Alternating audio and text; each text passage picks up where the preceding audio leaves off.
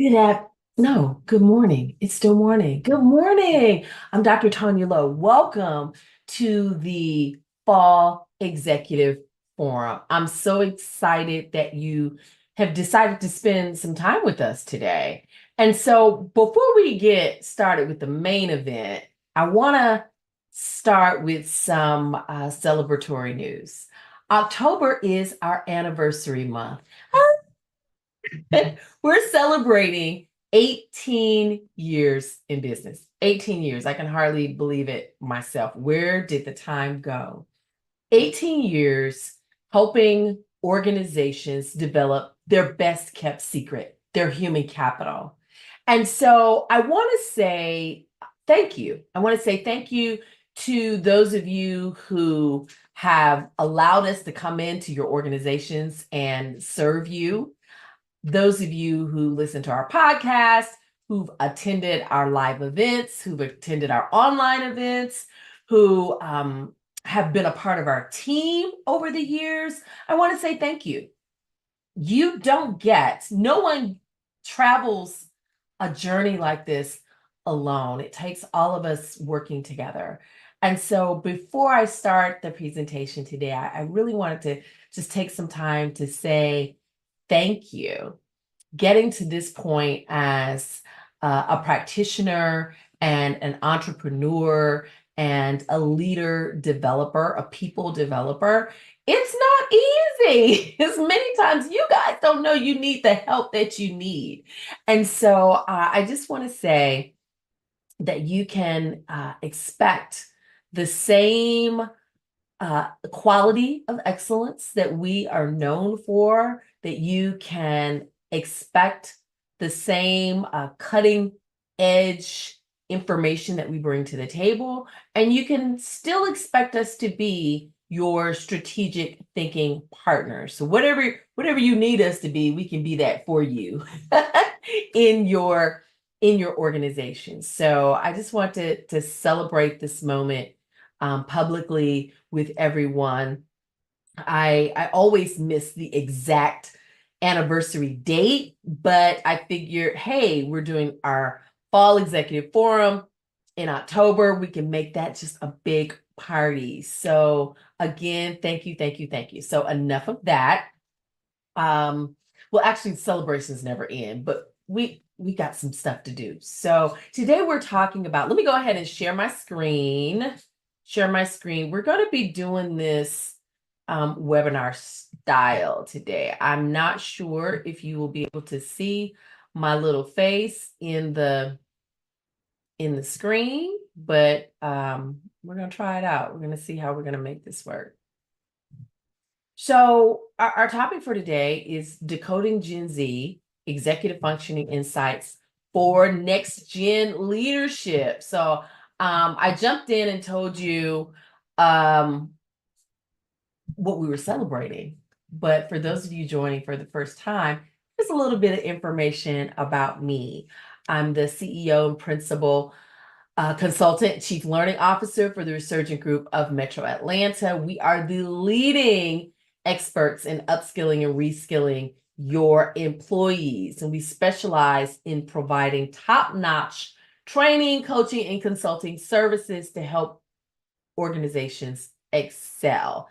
Using my background in public health and behavioral health is what really makes us different, makes our organization different, because we understand what it takes to get people and systems to change. So that's a little bit about us. And so today, I'm so thrilled to have you join us for this conversation.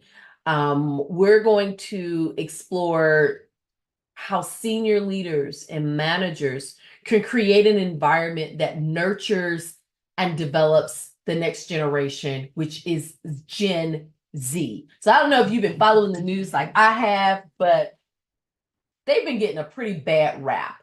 And so today, as I watch the funny things on TikTok, and I watch the newspaper articles, I'm not seeing much about how can we help this generation. So today, I hope it is my hope that when you leave here, you'll have some ideas of how to best or better work with your Gen Z employees and team members and leaders. So, with that being said, I want to play a video from some of my favorite Gen Zers on TikTok.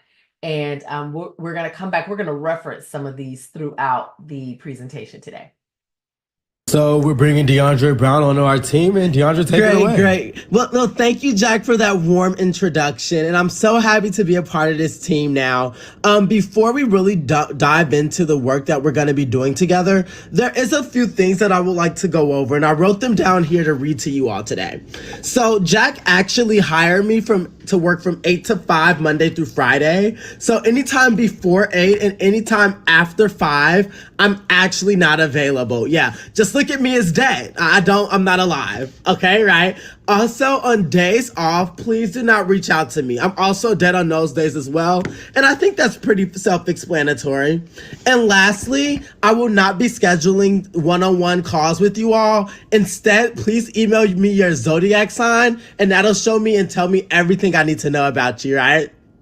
Right, and I'll make sure to email these notes to you as well, just so that you have them for reference in regards to me. I'm a Gen Z in corporate. Of course, I'm not going to that meeting that's during my lunchtime. Sorry, take it off the schedule. I'm a Gen Z in corporate. Of course, the screen is hitting the keyboard at 5 o'clock on the dot. Maybe even 4:30. Sorry. I'm a Gen Z in corporate. What do you mean? What is a mental health day? Figure it out, because I'm taking one a month. Yeah, I want us to hop on a quick call after this. Yeah, no. I'm not hopping on a quick call with you, Jack. Why don't we hop on a quick email? That's possible. Yeah, just email me it over. We don't need to keep hopping on calls 24/7. This is ridiculous. We're not bunnies. So, I'm going to address the elephant in the room. Oh my gosh, Jack. It's overused. What are you talking about? Simple. Let's stop using elephants in the room. There's no elephant here, okay? Just get to the point. We don't need to do all the corporate jargon. You're wasting time. I really want you to hit the ground running. No. There will be no hitting the ground running. Simple. I really need you to. I'll hit the ground walking. I'll do it slowly and on a steady pace. I'm not running. No. I don't get paid to run. Like when I took the job, I was like promised a more glamorous position. And I know it's McDonald's, but like I was promised that I would be doing something more along the lines of a boss role, because I told them like I own a business outside of this. Like I own a whole different business and I'm a boss. And I kind of told them like I expected a little more glamorous position. And like now it's taking a toll on my mental health and my anxiety is through the roof. Just the thought of coming to work and working for my money to pay my bills, it just makes me sick to my stomach, and it just completely ruins my anxiety. Like I can't do it. And like I look at my paycheck and like the math don't be mathing. Like it kind of pays my bills and that's cool and whatnot. But like, I don't really get to go on like vacations and like take big trips out of the country. And they kind of promised me like that I would be able to do that still. And so like, if you guys can't meet my terms and like figure this thing out, then I don't know how we can move forward, because like, I told them I wasn't willing to give those things up by any means. Okay, well, I have you slated to start on Monday. I'm going out of town Monday, but... Oh, okay. We'll take 1 week for your vacation and take a week of PTO. No, PTO's unlimited here. And we'll see you in 3 weeks. Oh, period. Okay, cool. How are you feeling today? My dog did die last night, but I'm going to be okay. Zoom and take a mental health day now. Oh, period. I'll get this over to you Friday in the day. No. You know I'll bye 4-day work week. Just have it on my desk Monday morning. All right? Oh, period. All right, happy Thirsty Thursdays. Have a good weekend. So we're bringing DeAndre. So these are exaggerated examples. I pray and hope that they're exaggerated examples of what's happening in the workplace. But if you really listen to each of the characters, these are some of the things that I heard. Their time. Gen Zers are really concerned about their time, their mental health. They have aspirations. They just don't know how to get there. They have their own terminology, and I still don't know what period means. Like period, I have no idea. And I think they are going to truly be the generation that moves us toward the 4-day work week that we've all been talking about for years. Like, why don't we have a 4-day work week? They are all about it. But with all of that, they are the most anxious and lacking in soft skills. And so, why are we talking about this? We're talking about this because it's beneficial. It's so beneficial because in 2025, just in a few short weeks away, not months anymore, just a few short weeks away, Gen Z will make up 27% of the workforce, bringing with them unique strengths, challenges, expectations. They are truly reshaping our work environments. So let's look at some of these compelling statistics. 2023 Gallup reports only 33% of Gen Z workers feel engaged at work, the lowest of any generation. Now, I will probably add they are the generation that's probably talking about it the most. I'm sure that there are other generations. My assumption is that they feel some may feel lonely at work. I don't think the numbers are probably as high. But let's talk about what this disengagement means. It costs the global economy an estimated $8.1 trillion annually in lost productivity. Why? Because I'm not feeling comfortable or connected at work. I don't feel a part of the team. So what am I going to do? I'm going to go to my handy dandy device and connect and engage with people who will accept me and understand me. I'm sorry, I didn't write the rules. I didn't write the news. I'm just reporting the news. So here's another statistic for you to think about. 2023 Microsoft Work Trend Index reveals 58% of Gen Z workers report feeling lonely at work, the highest of any generation. And so when we think about this, how Gen Z employees came to work in your company. They started during a time when they probably spent the last couple of years of their education in isolation, and now their first job is in isolation. And so this isolation can significantly impact mental health and productivity, and not just for Gen Zers, for all of us, but we're talking about Gen Zers today. And then here we have a recent study from the Journal of Occupational Health. And this study says that executive functioning skills are associated with 32% increase. How many of you want increase in job performance? Put increase in the chat. And 25% reduction in work-related stress. Put reduction in the chat. So we all want more productivity. We all want to work better together. And I think all generations want a reduction in work-related stress. We just, when I say we, other generations, we just dealt with it. We're stressed out, hair is falling out, blood pressure is going up, all kinds of craziness. Gen Z is not having it. They're saying, hey, I need work-life balance. I need to keep my stress level low. And there's some reasons for that. And then here, the Center for Generational Kinetics shows that 65% of Gen Z say they need more practical training to be prepared for the work environment. And so here it is. We've got a population of young adults who are in the workplace, who are digital natives. They've always used devices. The first generation always used devices. And now we're asking them to fit into an environment which didn't really make room for them. And so someone's got to train them on how do I fit in? How do I get my needs met here? And I know somebody's probably saying, but that's not my fault. No, it's not your fault, but it's not their fault either. They can't help the generation they were born into.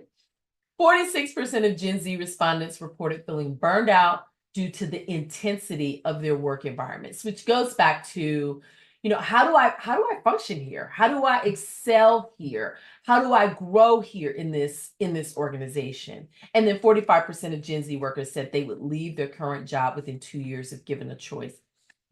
A lot of the data is saying that Gen Zers are not loyal, that they job hop, but there's a reason for that, as opposed to Gen Xers and millennials and baby boomers. We stayed in jobs that we didn't like, that went against our values, that were stressing us out. We stayed there because we felt like we didn't have choices. Well, Gen Z is saying, hey, we have choices. And if I am in a position where I'm not being seen, heard, or valued, then I'm out of here.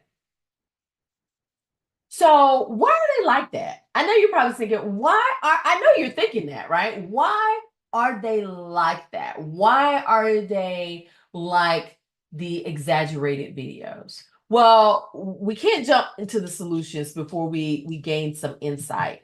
And so let's see. Stephen Covey says, seek first to understand, then to be understood. And so that's where we're going to start, with a little bit of understanding. So cue the music. They not like us. Here's some Gen Z challenges I want you to really think about. Gen Z challenges in the workplace can come off very complex and multifaceted, because they are complex and multifaceted people. Let me break down some of the key factors that affect how they show up in the workplace. So for starters, the pandemic impact. Many Gen Z workers entered the job market during or shortly after COVID-19. This interrupted traditional work environments, mentoring, orientation, networking opportunities. How do I fit? Your interview is virtual. You started working virtual. If you were lucky, they sent you a box with some swag in it. But other than that, how do I connect? How do I connect my high school, college, how I interact on my time with this corporate structured environment, right? So the pandemic impact has a lot to deal with this. They're digital natives. I think I mentioned this earlier on. Gen Z is tech savvy. Many struggle with in-person communications and traditional workplace norms. And I'll say that I volunteer with a middle school once a week, and these are the younger Gen Zers. They're 13. And they struggle with soft skills, with communication, with using their voice. And so that's one of the things that I'm working on with them, so that when they go to high school, they're able to better interact with adults. And many of them want to go to college, so they're better able to have conversations with adults. So being a digital native comes with pros and cons. There's mental health concerns. Gen Z reports higher rates of anxiety and depression, which can also, they bring that to work with them. And some of that is probably related to screen time, trying to fit in and become what they see on the screens, which is all made up. It's all made up. It's not real, but it affects how they think, right? They grew up with that. And so they have high amounts of anxiety and high amounts of depression. And that they don't just leave that at home, or they leave that in the parking deck. That comes to work with them as well. And then different expectations. Gen Z prioritizes work-life balance, purpose-driven work, career advancement on the fast track. So they're not waiting 10, 15, 20 years to move up. And so our role in that is to look at really setting expectations with them, getting them to understand how this organization works. Guess what? You hired them for a reason. You hired them not just to be a warm body. So go back and think about, why did I hire this person, and connect them to their purpose. And I'm gonna give you this one early. That should be an interview question when you're interviewing Gen Zers. What is your purpose? How do you see yourself fitting into this organization? And then there's economic pressures. Many of them have significant student debt. Who doesn't? Who among us doesn't? And they enter the job market with high costs of everything. Everything is so much higher now. And many of them are living on their own for the first time ever. And so they're combining the anxiety with, what I'm making in my check, with living expenses. They're learning all the way around.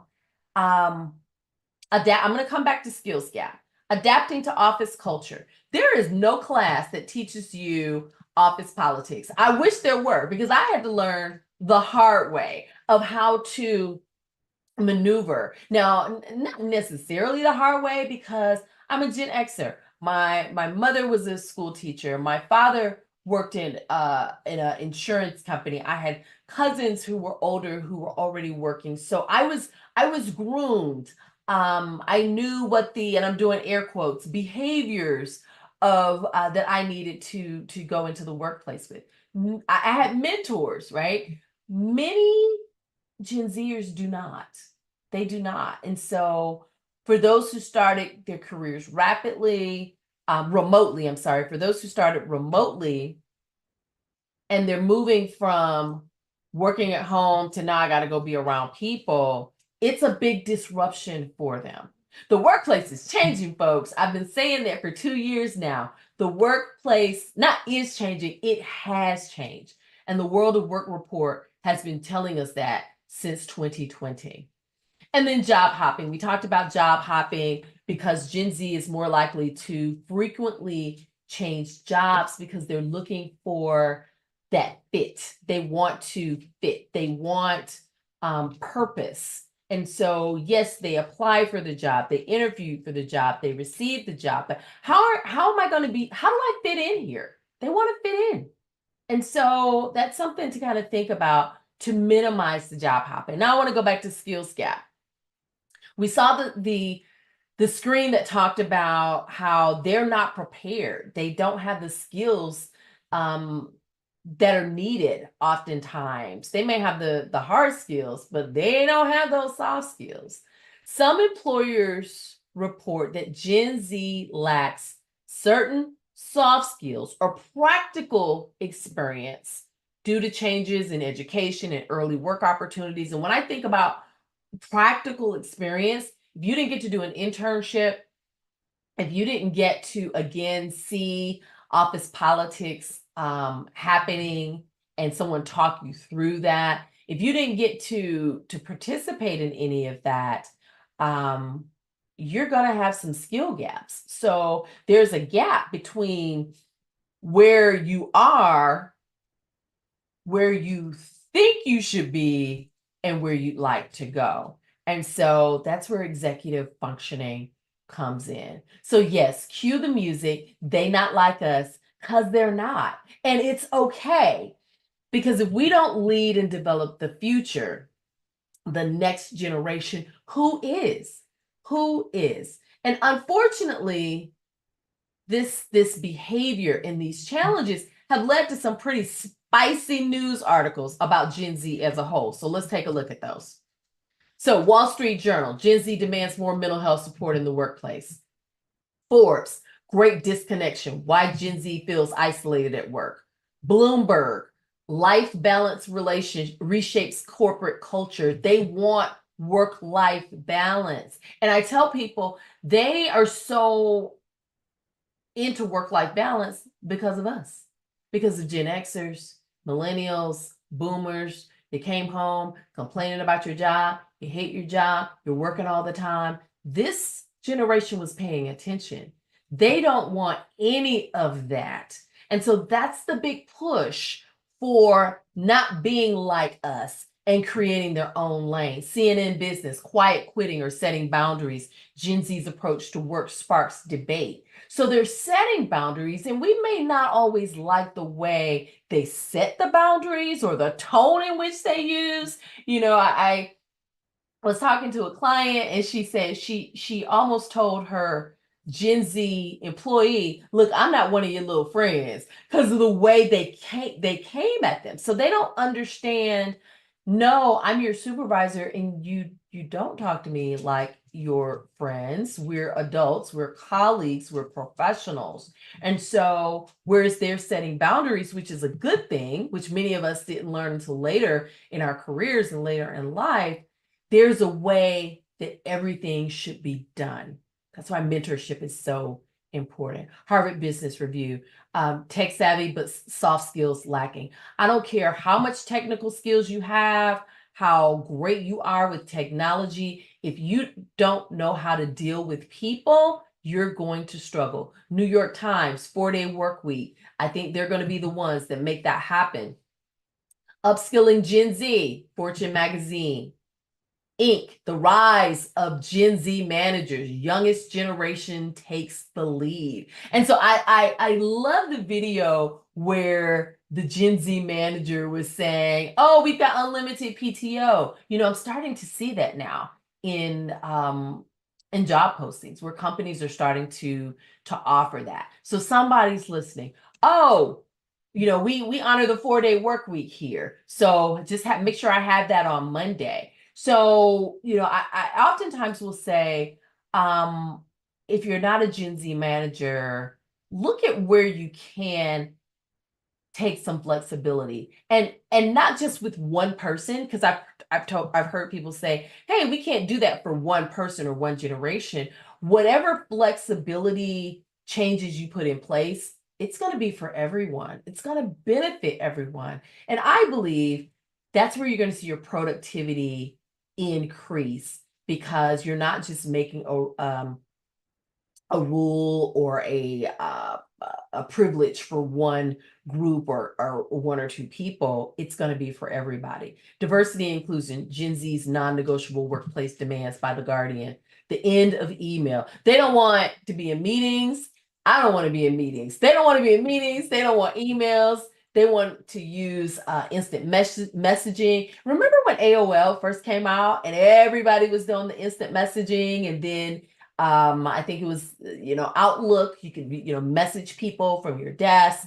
And so, now we've got Slack and so many other tools for workplace communication. And so you may not be there yet. Email may be your form of communication. Meetings may be your form of communication, but keep them brief and to the point. We all can benefit from that, because none of us need another meeting on our calendar. So these statistics and news articles underscore a pressing challenge, right? You see all of this, and all you see are challenges. And so the question is, how can we effectively support and integrate Gen Z into our workplaces while nurturing the executive functioning skills crucial for their success? How do I do that? How do I help them with soft skills? And I still have my work to do and a team of 20 or 30 other people.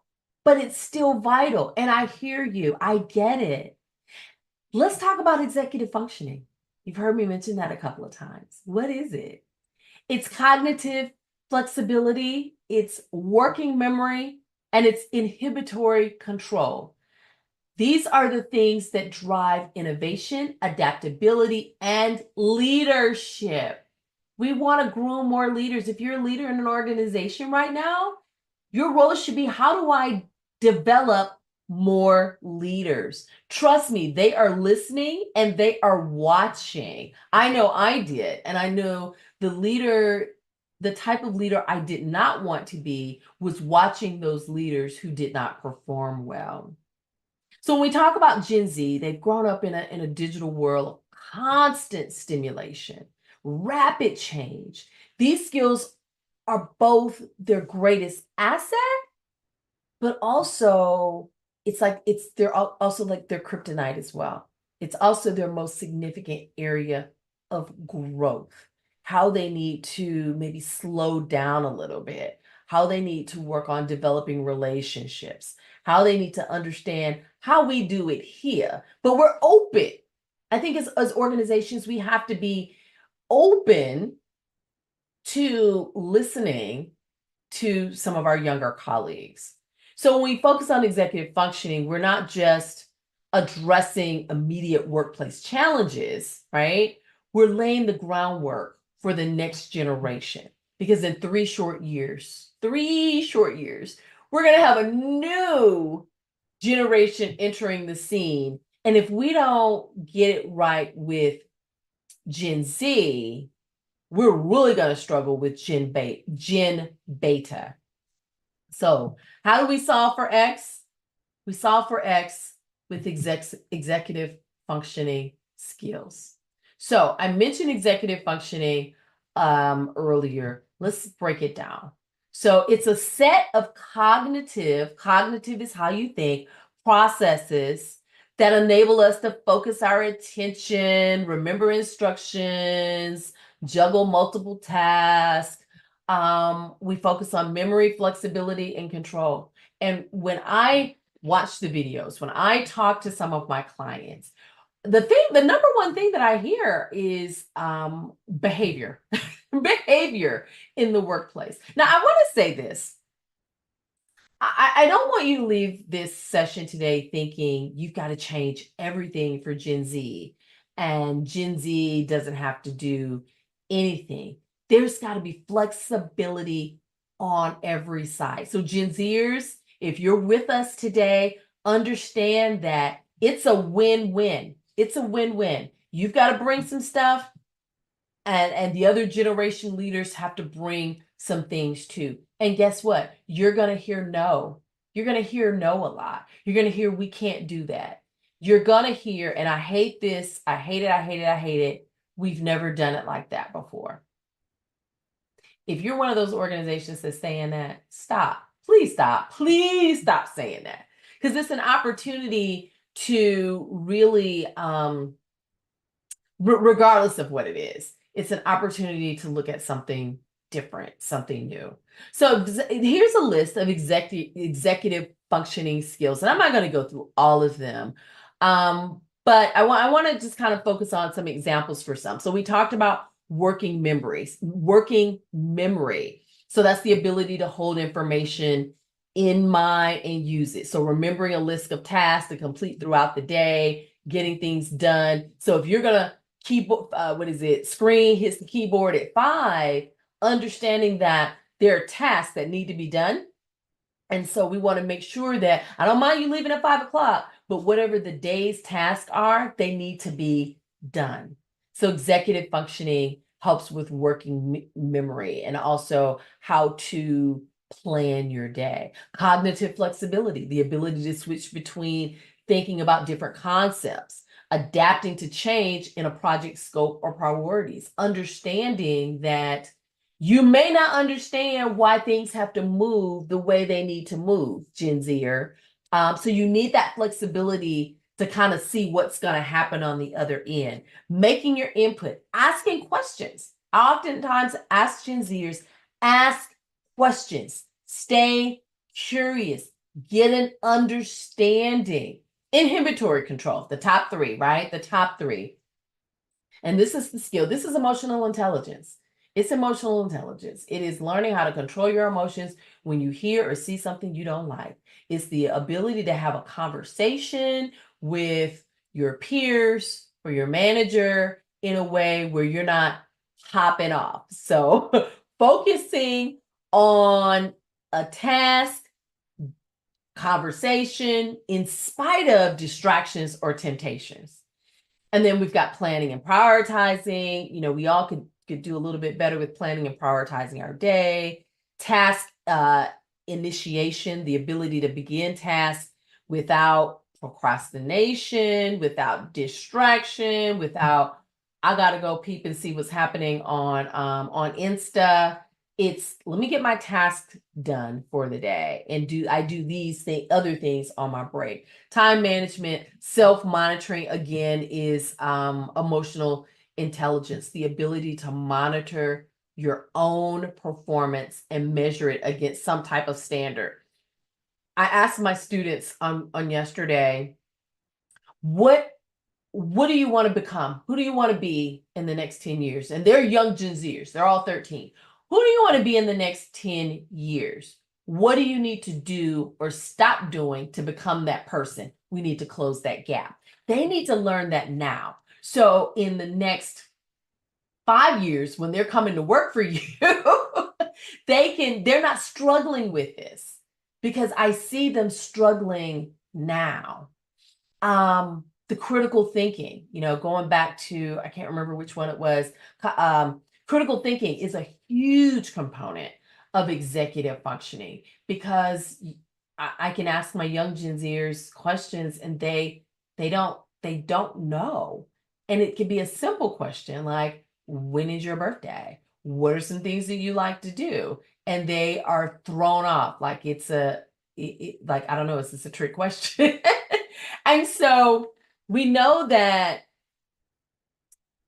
executive functioning helps in the workplace, but it also helps if you got young Gen Zers that you're raising, it also helps them now. And someone realized that because I know in Georgia, there are several programs in the summertime where people can send their kids for executive functioning skill training. Okay, so write that down. So these skills, executive functioning skills are crucial in the workplace because they allow people to manage their time effectively, adapt to new environments, experience some new things, and control impulses, right? Control the impulse to pop off or talk or be rude or not flow within the structure of where you are.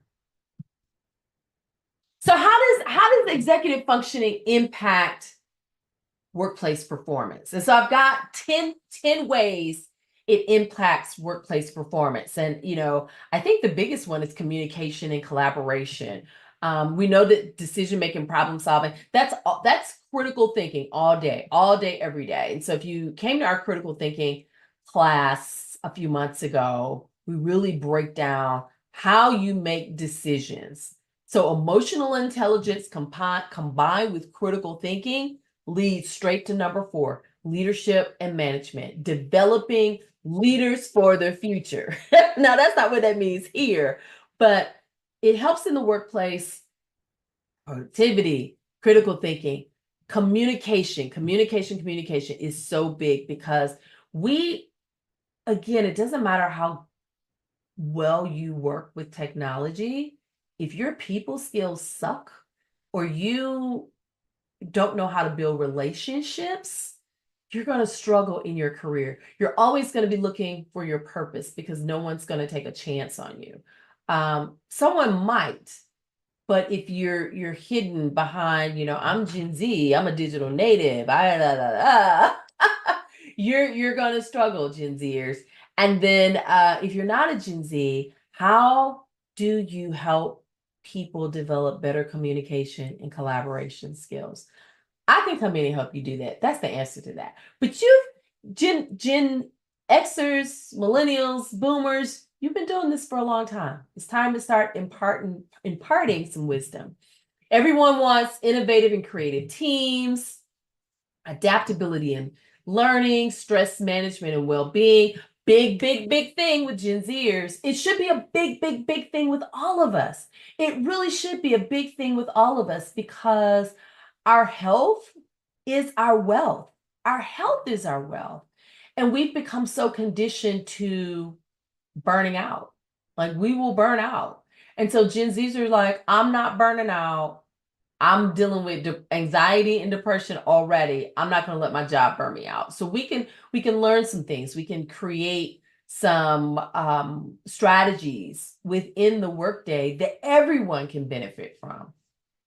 Quality of work, professional growth, ethical behavior, and compliance. And so I say this all really just stems back to how you orient people when they come into the organization, thinking about we've got a new generation of people entering the workforce that think different, they talk different, their thoughts are different. And how do we work together? How do we teach them? And how do we learn from them as well? So here's the thing. The importance, we've got to understand the importance of understanding Gen Z in the workplace today. So Gen Z, they were born between 1997 and 2012. They have unique experiences, and executive functioning is going to be crucial for them. Like so you imagine if we do nothing now, what's going to happen when Gen Alpha enters the workforce in 3 years? We're going to have a lot of people walking around not really getting it. And so when we talk about adapting to traditional work structures, Gen Z is accustomed to fast paced, accustomed, the TikTok, you swipe, swipe, swipe, swipe. They're accustomed to that. And so, what types of things do you need to put in? Don't have long meetings because you're going to lose them. You're going to lose them. Their attention span is so short. Time management and task prioritization skills really help Gen Z adapt to structured work environments. So I love the Pomodoro method for myself. Work 90 minutes, set a timer, take a break, right? And so what are some task prioritization skills you can put in place or help them put in place? Dr. Deborah Johnson, Dr. DJ, if you listen to our podcast, she's going to be doing a lot of talk about that. So make sure you're following and listening to the Results Driven Organizations podcast with Dr. Tanya Lowe, so you can listen to Dr. DJ talk about productivity and this very same thing. How do you balance tech savviness and interpersonal skills? Gen Z excels in digital communication and multitasking. But if you're not a marketing company or a communications company, how do you integrate that? And so that cognitive flexibility, the ability to switch between digital and face-to-face interactions is going to be key. It's going to be key. Like, wait, there's a person sitting in front of me. You mean I can't scroll up? I can't scroll up to the next conversation. And so how do we as current day leaders address that? They can't handle the information overload. And so if you're a fast-paced organization and there's a lot of information thrown at everybody on any given day, they're going to need time to process. They're going to need time to process that. And that's where working memory and attention control come in. And so there's so many other things that we could talk about, the navigating a career path. They were born bosses, right? Let them tell it. And Gen Z were born bosses. And so, mapping out a career path for them. Hey, you have aspirations to get here, but let me tell you how you can do that. And they're not going to want to spend 10, 20 years, 10, 15, 20 years doing it. They need to know how they can be, how they can move up. And so what do I need to do to grow in my skills? The impact of executive functioning on all of these things is tremendous. It can truly be tremendous. And then we can't talk about, we cannot not talk about this addressing the skills gap. You saw the report, Gen Z digital skills and traditional workplace competencies. There's a mix match. So what are the skills? What are the skills that they need? Well, it's the soft skills. It's emotional intelligence. It's self-awareness. It's self-directed learning abilities to help them identify and address their skills gaps. It's the DISC profile. It's understanding, how do I work with people on a team who are not like me? So just like we have to learn how to work with them, they also need to learn how to work with us so that we can all work together. And so when we understand and support the development of future generations. And we really think about executive functioning as a solution, as a tool to help generations to come in the workplace. We recognize their strengths, and they do bring tremendous amount of strengths to the table. But then also we have to address the challenges, because at the end of the day, the business is still the business. The business still has to get done. Gen Zers, you can't attack everything that folks are doing in the workplace. They've been there. They were there when you were playing on the playground. So understand how can I add value? If you're a Gen Z watching today, your question should always be, how can I add value? And remain curious. So I've got some practical strategies for you to take with you today. I hope this has been good for you. I hope it's been educational. If it's been good for you, show me some love in the chat. Show me some love in the chat. Put your questions in the chat. I didn't say this earlier. I can't see the chat right now, but I'll be able to see it when we're done. So 7 practical strategies for leaders. Reconfigure your interview process. You cannot use interview questions from the 90s or even the early 2000s. You've got to ask some different questions. You've got to ask, what are your interests? What are your aspirations? Tell me about your skill set. Where are some of your challenge areas? What are your expectations of a student? You got to ask some different types of questions. Negotiate with flexibility where you can, but make that across the board, right? Make that across the board. So if there's an opportunity, explaining that there may be some times we've got to work late. The reality is sometimes we're going to have to work late. The work doesn't all get done in the 9 to 5, right? I'm not saying you got to stay to 7 and 8, but if we're working on a project and you put in some extra hours, and if you can work with that, think about how you can negotiate with flexibility. Structure your onboarding process. I think about when I joined the workforce, I was stuck in a conference room reading manuals or either listening to people from the organization come in and talk to me. Think about how can you engage this generation with gaming tools, with the people engagement, with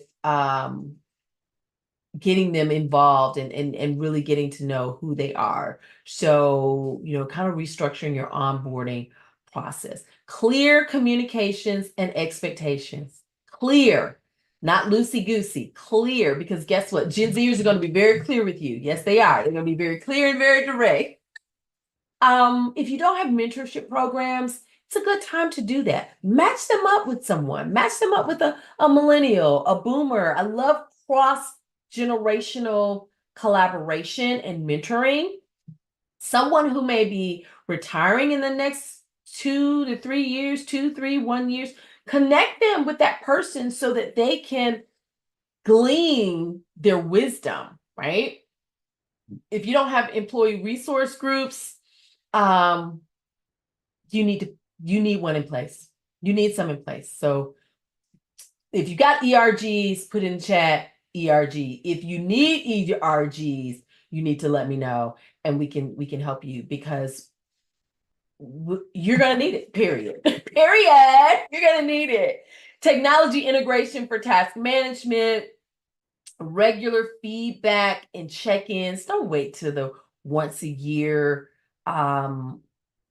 annual review to give Gen Z's feedback. They need feedback on an ongoing basis. They need feedback to develop their confidence, and let them know if you catch them doing something right, you catch them doing something effective, call that out. Call that out. Not, oh my God, they're so different. They're so, they have so many demands. Don't be a hater. Don't be a hater.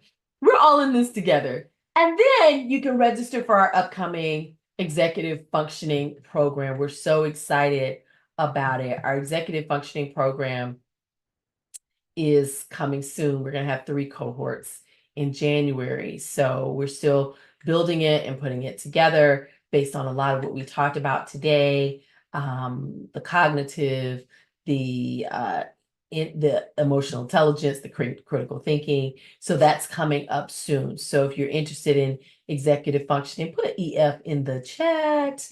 And so what will it look like? You know, there will be a pre-evaluation because we want that data, right? We want that data so we'll know how effective is this program.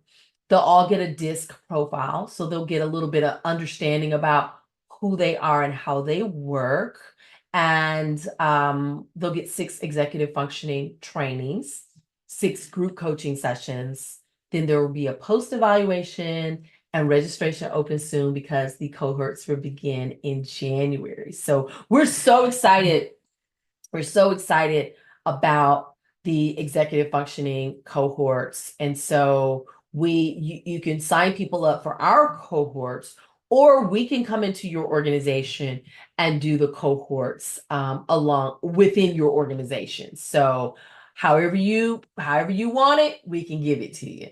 So I hope today, I hope that this has been I hope it's been good for you. I hope you're leaving with a better understanding of the Gen Z population, Gen Z generation, the Gen Z team members and employees that you have on your team. I hope you're leaving with some insight, and I hope you're leaving with some ideas that about how you can better support them.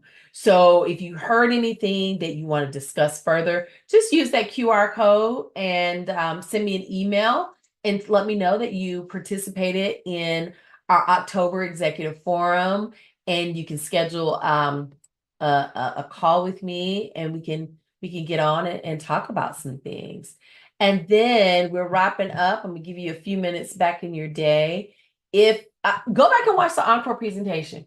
Go back and watch it on here on LinkedIn or on YouTube. Watch it with your executive team.